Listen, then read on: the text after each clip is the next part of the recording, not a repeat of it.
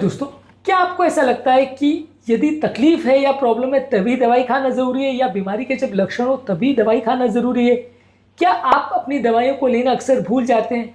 आज हम एक इम्पोर्टेंट टेंडेंसी पर बात करेंगे, जिसमें हम ये डिस्कस करेंगे कि अक्सर इंडियन लोगों में ये टेंडेंसी ज़्यादा है कि हम बहुत ज़्यादा अपनी दवाइयों को बंद कर देते हैं या बीच में उसका कोर्स को छोड़ देते हैं। ये टेंडेंसी इंडियन लोगों में ज़्यादा देखने को क्यों मिलती है, इसके क्या प्रैक्टिकल रीजंस है, ये जानने का प्रयास करेंगे। ऑब्वियसली इसका रीज़न डिस्कशन का ये नहीं है कि हम इंडियन कम्युनिटी के बारे में बुरा बोलना चाह रहे हैं, हम ये बोलना चाहते हैं कि क्या हमारी नेचुरल टेंडेंसीज है जिसकी वजह से हम ड्रग डिफॉल्टर्स बन जाते हैं और जिसकी वजह से अक्सर प्रॉब्लम ज़्यादा देखने को मिलती है। ये सारी चीज़ों पर हम बात करेंगे। इस दौरान हमारे अपने क्लिनिक के ओपीडी एक्सपीरियंस पॉइंट्स, हमारा इस मामले में क्या वर्डिक्ट और एक्सपीरियंस है, कुछ साइंटिफिक फैक्ट्स और स्टडीज़ और इंटरेस्टिंग बातें आपको बताऊंगा, इसलिए टॉपिक का एंड तक देखिएगा। चलिए शुरू करते हैं।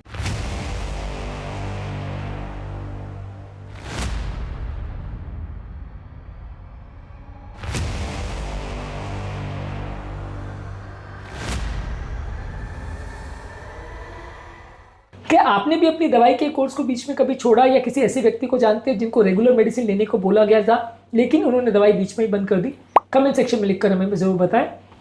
इंडियंस में अक्सर ये टेंडेंसी होती है कि जैसे ही उनके सिम्टम्स ठीक होने लग जाते हैं वो अपनी दवाइयों को बंद करने का प्रयास करते हैं। यहाँ पे सिम्टम बेस्ड ट्रीटमेंट का प्लान है। लोग ट्रीटमेंट सिर्फ इसलिए लेना चाहते हैं कि उनके सिम्टम्स चले जाए, जैसे ही सिम्टम्स थोड़े ठीक हो जाए, भले उनको बोला भी गया है कि एंटीबायोटिक्स का कोर्स जब तक बुखार चालू रहे या उस पर बंद होने के बाद भी उसका कोर्स कंप्लीट करना है, लेकिन अक्सर लोग उसको पूरा बीच में ही छोड़ देते हैं। ये सेम चीज़ बीपी, शुगर, कोलेस्ट्रॉल हर बीमारी के साथ लागू होता है। रिसेंटली एक 42 साल के पेशेंट हमारे पास आए थे जो ट्यूबरकुलोसिस की बीमारी के साथ सफ़र कर रहे थे। 2 महीने में उन्होंने दवाइयाँ बंद कर दी, जैसे उनकी खांसी ठीक हो गई, लेकिन उसके बाद में उनको ड्रग रेजिस्टेंस ट्यूबरकुलोसिस हुआ, जिसके बाद उनको ट्रीटमेंट करने में बहुत सारी दिक्कतें आई। तो ऑब्वियसली ये काफ़ी कॉमन स्टोरी है, जिसकी वजह से अक्सर लोगों को प्रॉब्लम आती है कि लोग दवाइयों को बीच में ही बंद कर देते हैं। इसके अलावा कल्चरल बिलीफ लोगों का ऐसा है कि लोग दवाइयों को बुरा मान के चलते, दवाई को लोग ये मान के चलते कि लॉन्ग टर्म मेडिसिन लेना हेडेक है और प्रॉब्लमैटिक है। इसकी वजह से लोग अक्सर दवाइयाँ लेना पहले से ही बंद कर देते हैं।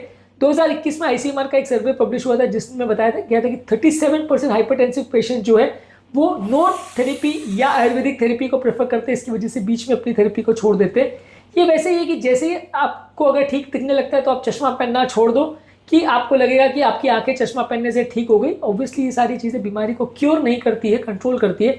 आप बंद कर दोगे तो बीमारी वापस आ जाएगी। इसके अलावा अक्सर यहाँ पे फाइनेंशियल और कॉस्ट की इनसिक्योरिटी, बहुत सारे पेशेंट में एक्चुअल फाइनेंशियल इतनी प्रॉब्लम होती है कि वो खाना पीना अफोर्ड नहीं कर पाते, तो दवाइयाँ और खासकर महंगी दवाइयाँ अफोर्ड करना बड़ा मुश्किल होता है। लैंसेट का ग्लोबल हेल्थ पेपर 2019 में पब्लिश हुआ था, जिसमें बताया गया था कि 53% इंडियन डायबिटिक पेशेंट्स अपने घर की इनकम का 20% हिस्सा सिर्फ दवाइयों पर खर्चा करते हैं। और ऑब्वियसली ये खर्चा करना ज़्यादातर लोग के लिए पॉसिबल नहीं है, और खासकर जहाँ घर पे मल्टीपल लोगों को बीमारियाँ हैं वहाँ पे खर्चा करना और मुश्किल हो जाता है।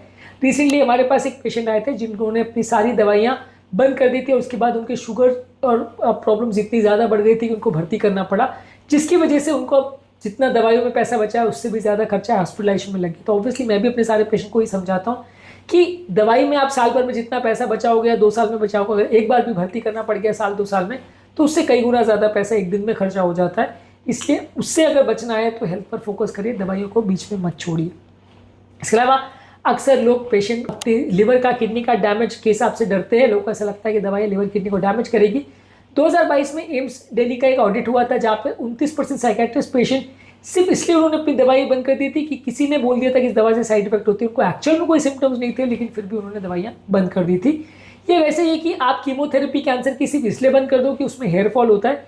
हेयर फॉल होने के बाद वो वापस भी उग जाएंगे, लेकिन बीमारी को ठीक नहीं करेंगे तो लॉन्ग टर्म प्रॉब्लम आएगी, जान जा सकती है। तो आपको बीमारी को फोकस करना ज़्यादा ज़रूरी है। इसके अलावा डॉक्टर पेशेंट कम्युनिकेशन की भी अक्सर गैप रह जाते हैं। बिजी प्राइवेट और गवर्नमेंट सेक्टर्स में डॉक्टर पेशेंट को पूरी तरह से बता नहीं पाते हैं, या बताना भूल जाते हैं कि ये दवाई लाइफ टाइम चलेगी।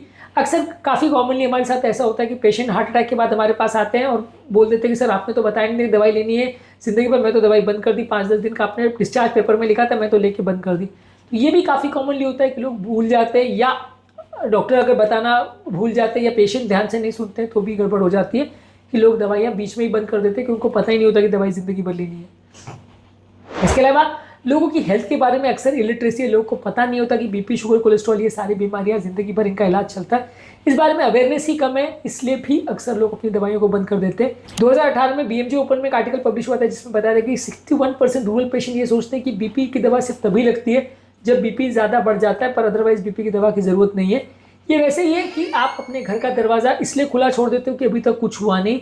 ये भूल जाते हैं कि दरवाज़ा बंद करना इसलिए ज़रूरी है कि आपको आगे प्रॉब्लम ना आए। दरवाज़ा अगर आप बार बार खुला छोड़ोगे तो किसी ना किसी दिन डिज़ास्टर हो जाएगा। ये वैसे ही है, जहाँ आप दवाइयाँ बंद करते हो किसी न किसी दिन डिज़ास्टर हो जाता है। इसके अलावा कई बार फैमिली प्रेशर, नेबर्स का प्रेशर, लोकल केमिस्ट का प्रेशर की वजह से लोग डॉक्टर की ओपिनियन को भी अक्सर इग्नोर कर देते हैं, जिसकी वजह से लोग अपनी दवाइयाँ बंद कर देते हैं।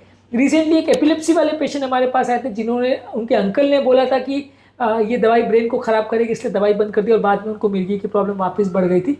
तो ये सारी चीज़ों का आपको ध्यान रखने की ज़रूरत है कि अक्सर आप किसकी सलाह मान रहे हो उस पर भी ध्यान दीजिए।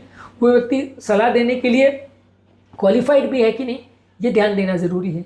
इसके अलावा कोई सिस्टम्स प्रॉपर यहाँ पे होता नहीं है, जहाँ पे पेशेंट का कोई कम्युनिटी आउटरीच या रिकॉल सिस्टम नहीं होता। फॉरेन कंट्रीज़ में क्या है, हॉस्पिटल डॉक्टर्स ये पेशेंट को कॉल करते हैं देखने के लिए कि दवा ले रहे हैं कि नहीं, वैसा सिस्टम इंडिया में कुछ डेवलप नहीं है। तो इसकी वजह से लोग अक्सर अपनी दवाइयाँ बंद कर देते हैं, क्योंकि फॉलोअप्स में वो डॉक्टर के पास जाने बंद कर देते हैं। और अक्सर ऐसा देखा गया है कि जो पेशेंट डॉक्टर के फॉलोअप में जाना बंद कर देते हैं वो दवाइयाँ भी बंद कर देते हैं। 2020 में एक रिपोर्ट पब्लिश हुआ था इंडिया में, जहाँ पे 14% डायग्नोज हाइपरटेंसिव पेशेंट्स ही अपनी दवा लॉन्ग टर्म फॉलोअप में ले रहे थे 1 साल के बाद, और सारे ज़्यादातर पेशेंट्स अपनी फॉलोअप्स को भी बंद कर देते हैं। इसके अलावा डिनाइल और मेंटल फटीग भी अक्सर रहता है बहुत सारे पेशेंट को, जिनको क्रॉनिक इलनेस जैसे थायराइड हो, HIV हो, BP हो, शुगर हो, वो अपनी दवाइयों को पहले से ही बंद कर देते हैं। उनको ऐसा लगता है कि ये बीमारी हमको हो ही नहीं सकती। तो अक्सर लोगों में डिनाइल या दवा लेते लेते थक जाते हैं, जिसे मेंटल फटीग बोलते हैं, ये भी अक्सर होता है। लोगों को लगता है कि यार अब और नहीं ले सकते, अब जो होगा देखा जाएगा। तो वो भी एक अक्सर इंडियंस में देखा जाता है कि जिसकी वजह से लोग बंद कर देते हैं। इसके अलावा लोगों को ऐसा लगता है कि जब प्रॉब्लम आएगी तब देख लेंगे, यानी वो इमरजेंसी पर ज़्यादा फोकस करते हैं। उनको ऐसा नहीं लगता कि दवा इसलिए ज़रूरी है कि लॉन्ग टर्म फायदा हो, वो उनको ऐसा लगता है कि जब इमरजेंसी होगी तो देख लेंगे। तो इमरजेंसी पर फोकस ज़्यादा रहता है, रेगुलर ट्रीटमेंट पर फोकस कम रहता है। इसके अलावा लोगों का ऑल्टरनेटिव सिस्टम जैसे आयुर्वेद, होम्योपैथिक और लोकल रेमेडीज़ पर ज़्यादा विश्वास रहता है, जिसके अक्सर चक्कर में लोग अपनी दवाइयाँ बंद कर देते हैं। इसके अलावा कोई फॉलोअप का यहाँ कल्चर भी नहीं है। पेशेंट डॉक्टर के पास अगर 3-3 महीने में भी पेशेंट को हम बुलाते हैं तो उनको ऐसा लगता है कि डॉक्टर तो लूटने के लिए ही बुलाते हैं, उनका तो काम ही है लूटना। तो इसलिए पेशेंट को अगर अच्छा लगने लगता है तो वो 2-2, 4-4 साल, इवन हार्ट अटैक के पेशेंट भी हमारे पास नहीं आते, क्योंकि उनको ऐसा लगता है कि फॉलोअप में जाना फालतू है। इसके अलावा कई बार क्लिनिक्स भी ओवरलोडेड होती है, तो पेशेंट का एक्सपीरियंस भी बहुत अच्छा नहीं रहता। पेशेंट वहाँ जाते हैं, 2-2 घंटे बैठे रहते हैं, इरिटेट हो जाते हैं, तो अगली बार कई महीने तक जाते नहीं है। वो 2 घंटे का ट्रॉमा या साइकोलॉजिकल जो स्ट्रेस होता है वो बचने के लिए लोग 6-6 महीने तक डॉक्टर के पास नहीं जाते हैं। फैमिली का भी अक्सर सपोर्ट नहीं रहता। फैमिली में परिवार वाले भी अक्सर एक दूसरे पर प्रेशर करते हैं और एक दूसरे को हेल्दी हैबिट्स नहीं सिखाते, जिसकी वजह से अक्सर लोग दवाइयाँ बंद कर देते हैं। आप किस तरह दवाइयों को अपनी डेली रूटीन का हिस्सा बनाते हैं, और क्या आपको लगता है कि दवाइयाँ ज़िंदगी भर लेना अच्छा है या बुरा है बीमारी के लिए? कमेंट सेक्शन में लिखकर हमें बताएं इस मामले में आपकी क्या ओपिनियन है और आप किस फैक्टर को इंपॉर्टेंट मानते हैं। हमारा फाइनल वर्डिक्ट ये है कि बहुत सारे प्रॉब्लम्स है जिसकी वजह से इंडियंस में दवाइयाँ बंद करने की टेंडेंसी है। कुछ कल्चरल बिलीव्स, कुछ फाइनेंशियल स्ट्रेन, कुछ सिस्टम का ओवरलोड, इसके अलावा कई सोसाइटी के प्रॉब्लम्स है, लैक ऑफ अवेयरनेस है, लैक ऑफ एजुकेशन है। अगर प्रॉपर फैमिली एजुकेशन हो, काउंसलिंग हो, अफोर्डेबल मेडिसिन अवेलेबल हो और अप्रोप्रिएट फॉलोअप के बारे में लोगों को एजुकेट किया जाए तो अक्सर लोग अपनी दवाइयाँ चालू रखेंगे। पर ये सारी चीज़ें फैक्टर्स प्ले करती है जिसकी वजह से लोग की दवाइयाँ बंद हो जाती हैं। आप पिल ऑर्गेनाइजर यूज़ कर सकते हैं, जिससे आप कौन सी दवाई कब लेनी है इस बारे में अपने आप को अवेयर करा सकते हैं। परिवार में फाइनेंशियल अरेंजमेंट्स बेटर करवा सकते हैं। इसके अलावा दवाइयों नंबर डॉक्टर से कम करवा सकते हैं, इससे भी लोग का दवाइयाँ लेना थोड़ा बेटर हो सकता है।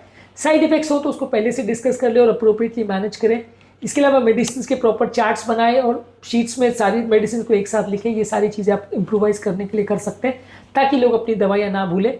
दवाइयाँ ना भूलें इसके लिए क्या कर सकते हैं, इस पर ऑलरेडी हमने एक अलग वीडियो किया, इसको डिटेल में देख लीजिएगा। उम्मीद करूँगा कि आज के टॉपिक में कुछ नई बातें जानने को मिली होगी। यदि आपको लगता है कि टॉपिक आपके फ्रेंड्स, फैमिली, रिलेटिव्स के लिए इंपॉर्टेंट है तो इसको उनके साथ शेयर करिए, रील को सेव करिए और कमेंट सेक्शन में हमें अपनी प्रॉब्लम्स और इश्यूज और इससे रिलेटेड टॉपिक्स पर बताइए ताकि हम आपकी प्रॉब्लम को सॉल्व कर सकें और अपने टॉपिक को और अपने चैनल को इम्प्रूव कर सकें। Thank you.